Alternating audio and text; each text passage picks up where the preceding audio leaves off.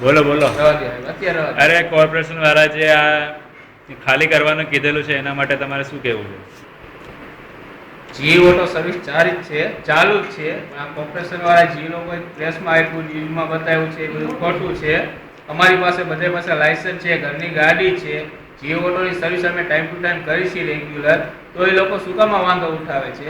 અમારે 100 થી 70 થી 100 જણાનું ગ્રુપ છે આખું. બધા અલગ અલગ એરિયા વાઇઝ ગ્રુપ બનાવેલું છે અમારે.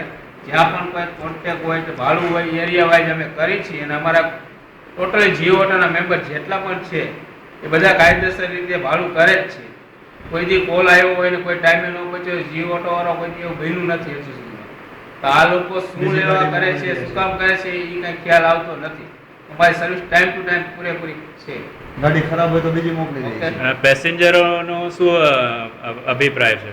પેસેન્જરો અભિપ્રાય એટલો છે કે પેસેન્જરને અત્યારે અમે કોલ કરી, જી ઓટોના જેટલા પેસેન્જર છે એ અત્યારે કોલ કરી કે આ લોકો આ રીતના વાંધો ઉઠાવે શા કરે, તો એ લોકો પણ ઇન્ટરવ્યુ દેવા માટે તૈયાર છે જી ઓટોના.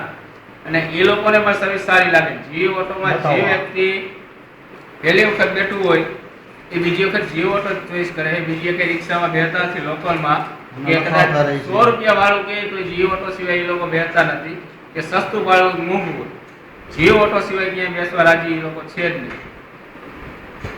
આ બુક દેખાડો ને લખણ લેતા રહી છે પોતાના જી ઓટોના